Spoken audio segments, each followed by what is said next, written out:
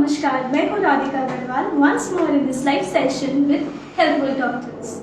Today we have with us Dr. Rishabh Shukla, the head of Physiotherapy Department of Healthful Hospital, the 300-bedded tertiary hospital in Gandhi More City Centre, Durgapur. Today he is with us to guide us about how to maintain the physical health in this pandemic situation, what to do, what not to do, and how to survive by only the physical activities in this pandemic situation. Hello sir. Hello sir, जैसा कि आपको पता है जो situation अभी चल रहा है दैट इज़ वेरी पैथेटिक. लोग बहुत ज़्यादा सफ़र कर रहे हैं, चारों तरफ एक हाहाकार सा मचा हुआ है. तो उन्हें समझ में नहीं आ रहा है कि what should they do. Should they go to doctor, should they take medicines, treatments, घर के नुस्खे, ये वो. There are so many things they are applying on their patients, on their relatives, on themselves. So, what are the importance of physical activities in this pandemic situation? ऐसा क्या importance है physical activities का जिससे वो कहीं ना कहीं थोड़ा relief मिल सके हमारे viewers को? ओके, तो सबसे पहले बात करते हैं फिजिकल फिटनेस की. तो फिजिकल फिटनेस जो बोलते हैं that is normally regarded as the complete harmony of your body and mind, and they both working at an optimal level. That is known as physical fitness.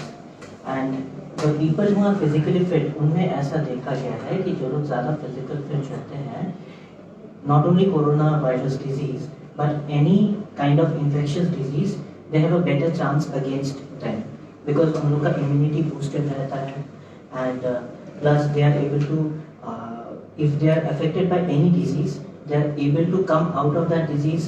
They have a faster recovery and they have less mortality. When chances of dying due to any kind of infectious disease in physically fit people is relatively low than the people who are not so physically fit. Now, talking about this coronavirus pandemic, COVID-19 pandemic, इसमें ही physical fitness has the same role. Suppose you have not been affected by this pandemic yet. The coronavirus disease hasn't affected you till now. So if you are physically fit, then the chances of surviving a coronavirus disease is better if you are physically fit. And physical activity in this coronavirus pandemic is equally as important. You need to perform some form or the other of physical activity so that you can maintain or preserve your physical fitness. तो ये जो physical activity है ये आप जब perform करते हैं, अगर आपको कोरोना वायरस डिजीज नहीं हुआ है, then also you are going to perform it. हो गया है any form, mild, moderate, severe and critical, ये चारों में से कोई भी type of corona virus disease आपको हुआ है, importance of physical activities lies equally.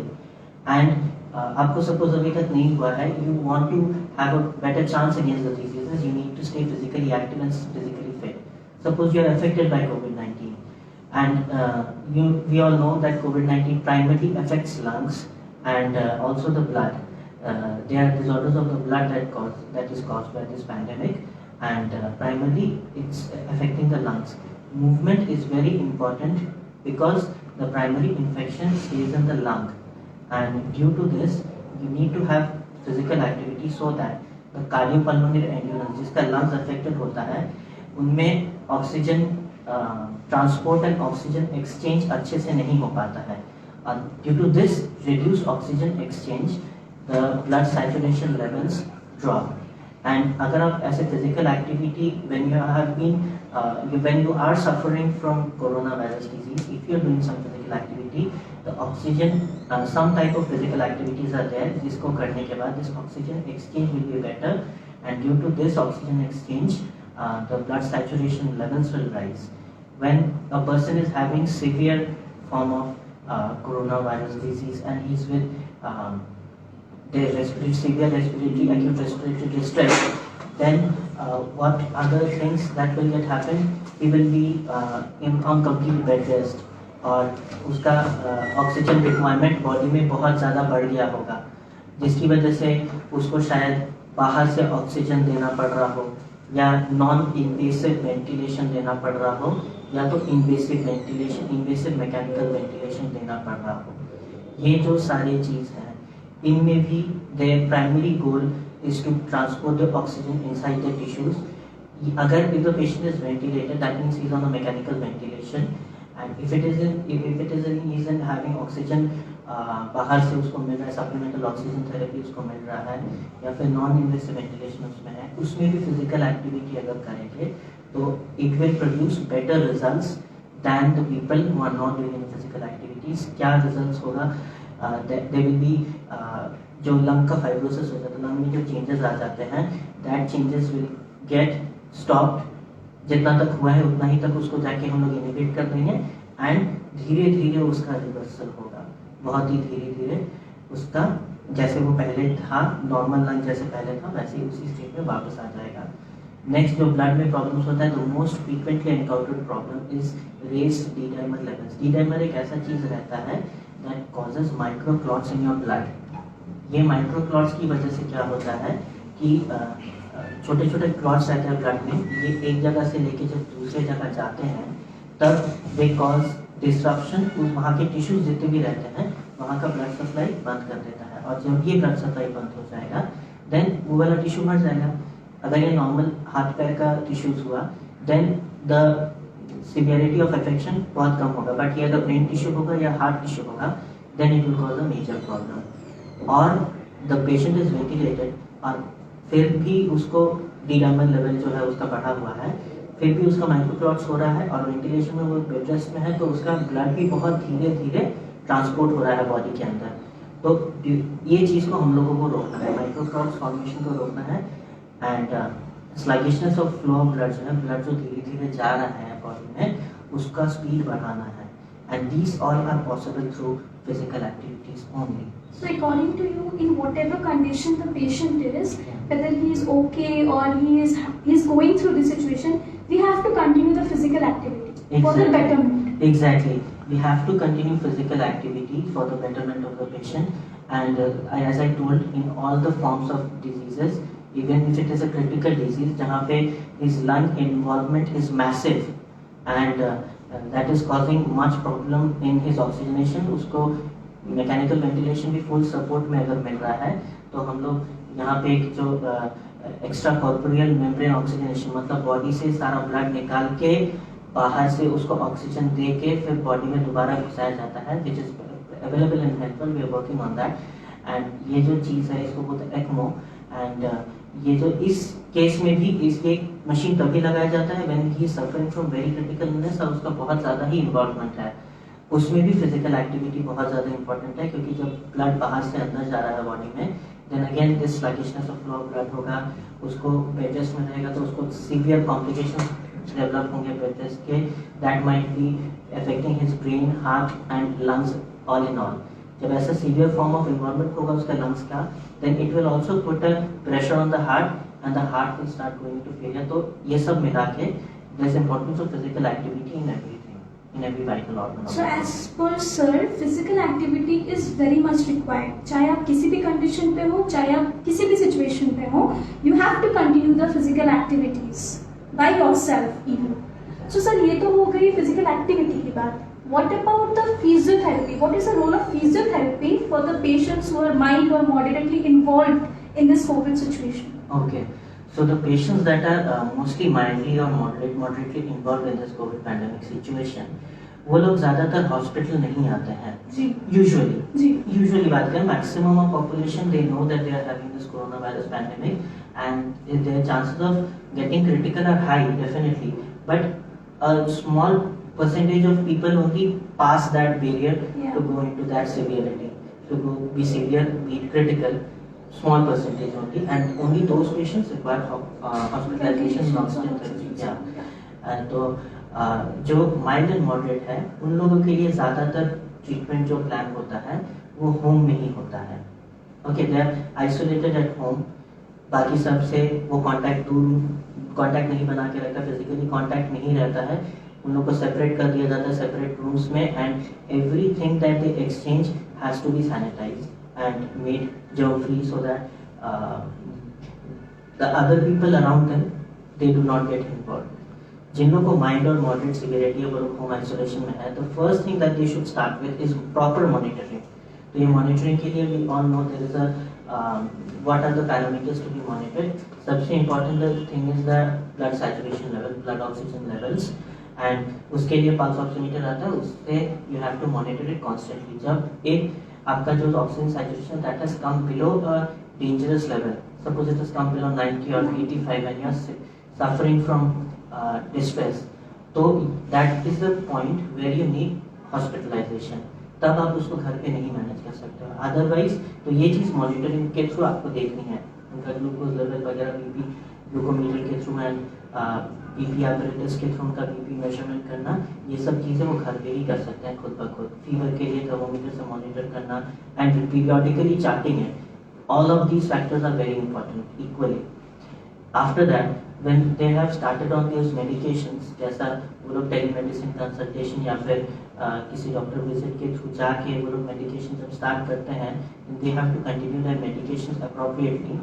The things that the problems they occur in these patients, since they are isolated, they suffer from a lot of mental burden and anxiety that they are suffering from this disease, and plus coronavirus disease also have some or the other form of lung involvement that is known as the CT scan.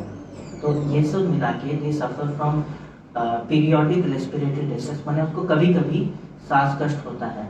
ये सांस कष्ट जो है सबसे ज़्यादा तब बढ़ जाता है whenever they wake up, get up from their bed and go to the bathroom. लोग सबसे ज़्यादा कंप्लेन करते हैं कि while brushing I get a lot of distress.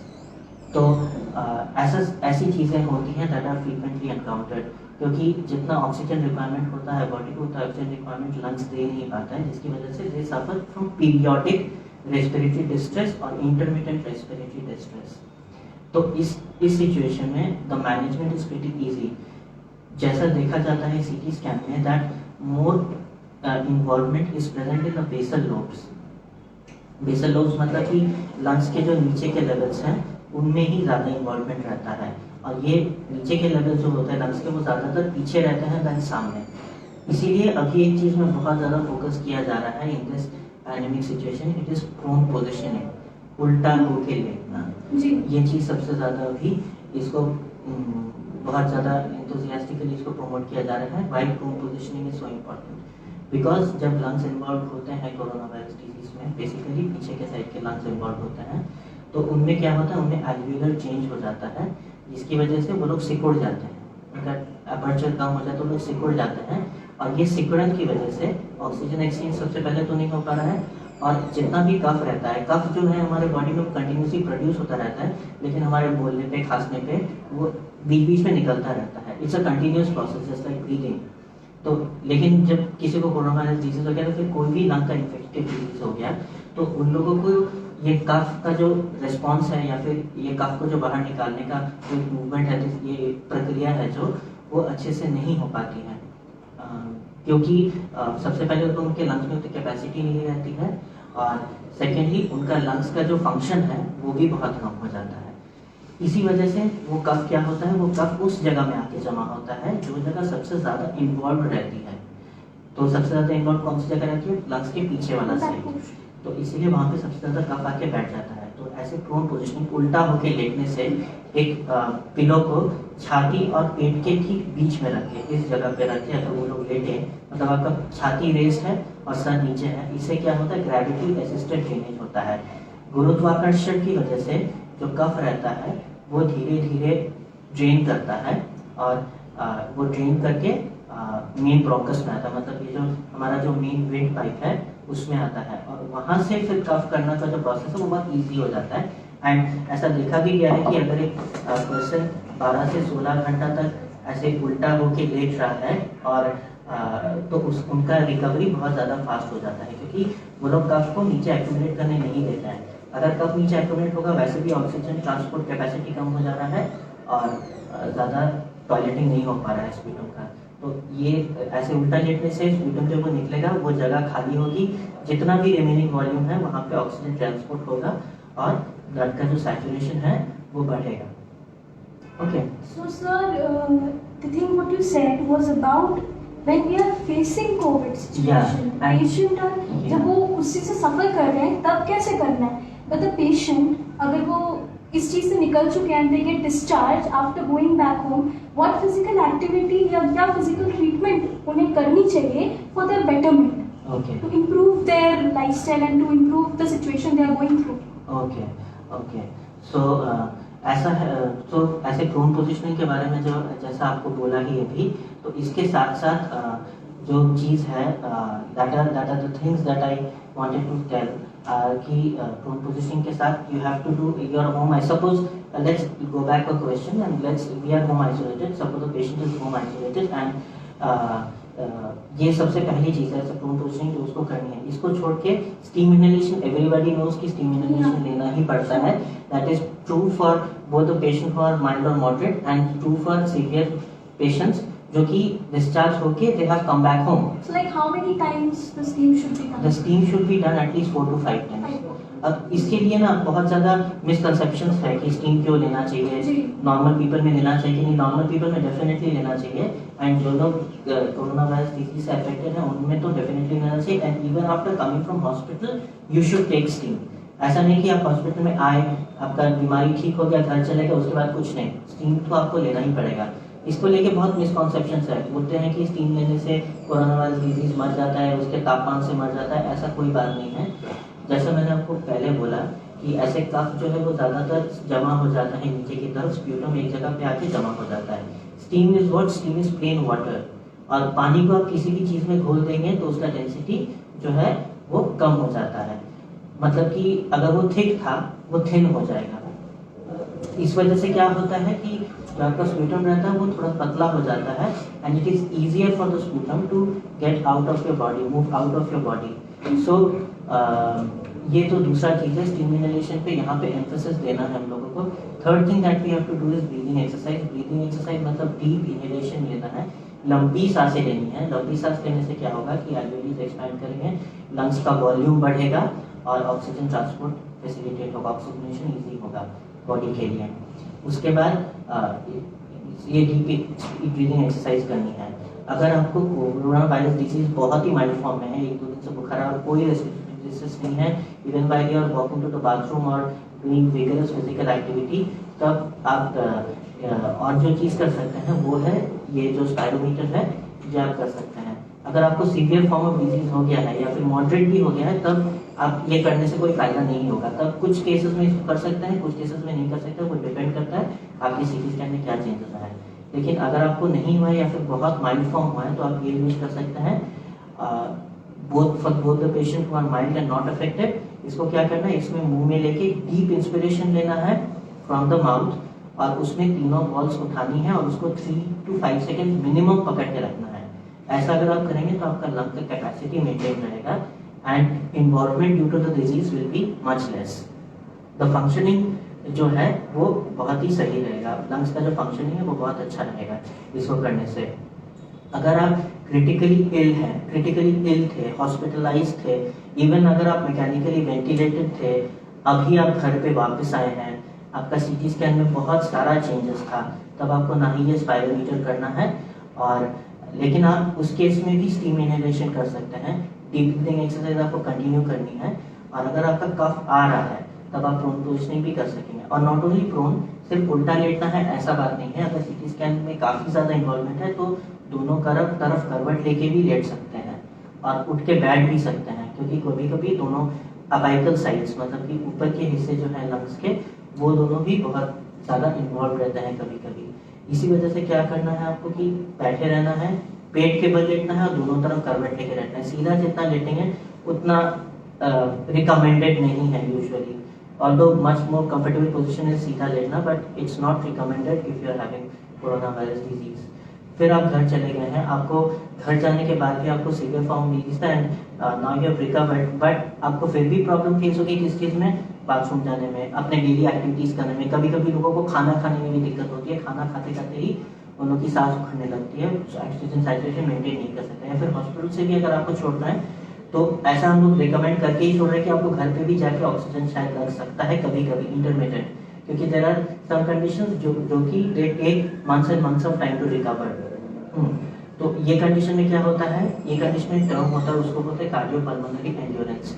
जो हमारा हार्ट और लंग का कैपेसिटी है to perform when they are doing movements वो बहुत ही डिक्रीज हो जाता है। तो ये कैपेसिटी को बढ़ाने के लिए they have to progressively increase their workload, मतलब कि धीरे धीरे आपको अपने कामकाज बढ़ाने हैं, बहुत ज़्यादा स्ट्रेसफुल या सीवियर नहीं कुछ करना है, सारी चीज़ें बहुत नॉर्मली करनी है, डरना नहीं है आपको। आपका वर्स्ट फेज ओवर हो चुका है, अभी आपका रास्ता सिर्फ रिकवरी की ही तरफ है। तो रिकवरी के लिए आप स्टीम लीजिए, डीप ब्रीथिंग एक्सरसाइज करिए और धीरे धीरे अपने एक्टिविटीज़ को बढ़ाइए। अगर आप घर पे जाके, सपोज घर पे भी जाके बहुत लोग होम आइसोलेटेड रहते हैं, रहना चाहते हैं क्योंकि वो लोग बाहर से घूम के आए हैं, या फिर अगर आपको माइल्ड फॉर्म ऑफ डिजीज है सपोज, तो आप होम आइसोलेटेड हैं।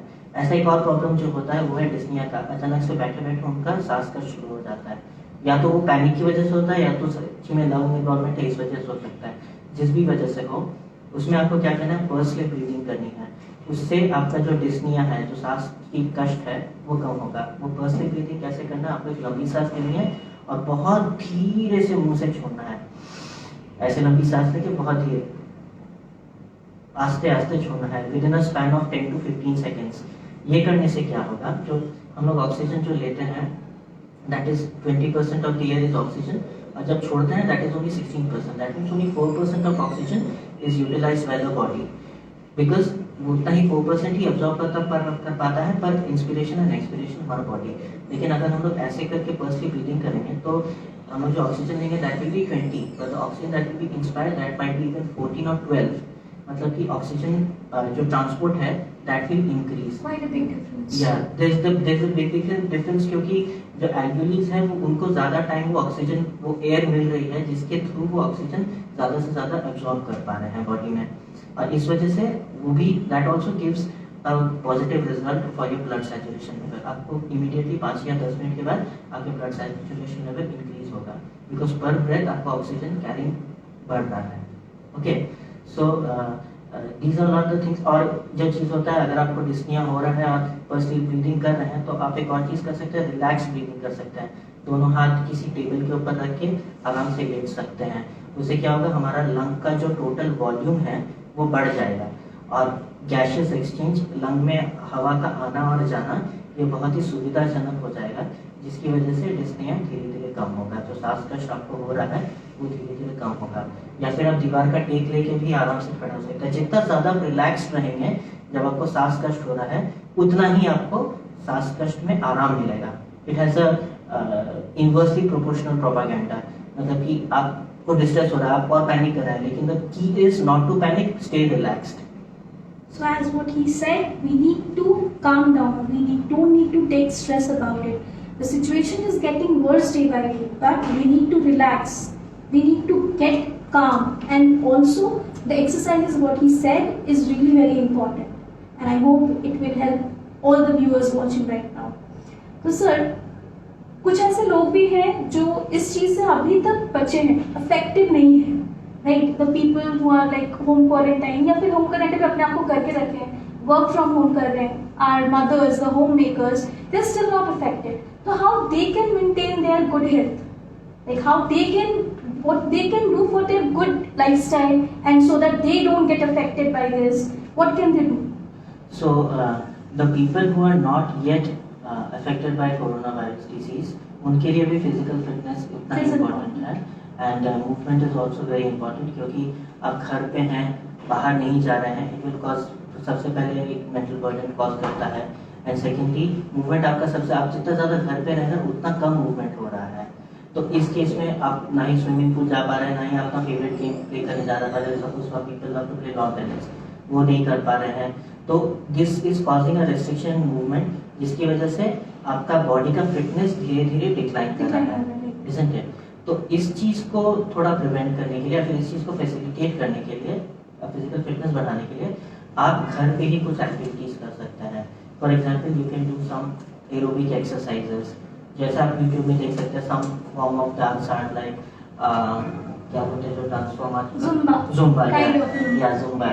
तो you can start, you can take up Zumba or some form of physical activity, जिसकी वजह से आपका heart and lungs both are getting exercise with this aerobic exercises. Okay, ऐसा आप घर पे ही कर सकते हैं, much facilitated at home. And other than that, those who are working from home, आपने अपने माइट भी आपने अपने वर्क प्लेस को वैसा बना लिया हो so that you are comfortable.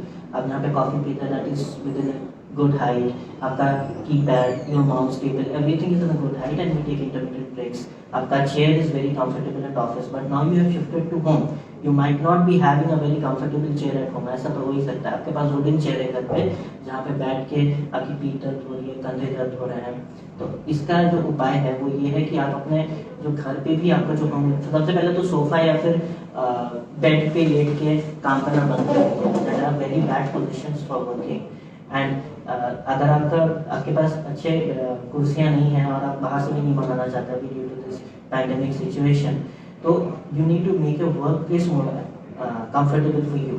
आपको आपका जो डेस्कटॉप या लैपटॉप है उसका हाइट अप्रोप्रिएट होना चाहिए, आरी के लेवल पे होना चाहिए ताकि आप अच्छे से उसको देख पाएँ। आपके keyboard should be with in your reach, आपका कॉफी मग जहाँ पे प्लेस होगा that should be also with in your reach. आपका जहाँ पे हाथ से बैठ के लिखेंगे that should be in an erect position, slouch नहीं, ठीक है। और ऐसा नहीं कि आप घंटों पर घंटे काम कर रहे हैं, every 20 minutes you should take a break, move about, 5 minute थोड़ा सा कोई काम के लिए बाहर गए या फिर 5 मिनट थोड़ा सा बाहर जाके स्ट्रेच आउट करिए, थोड़ा मूवमेंट करिए। एंड अंटिल अनलेस आपका वर्क जो ड्यूरेशन है, the duration for which you are working, suppose 9 to 5, उस ड्यूरेशन में आप ऐसा कर सकते हैं। आपका जैसे 9 to 5 हो गया तो काम करके तो ज़्यादा थके ही नहीं because you are working in the home only.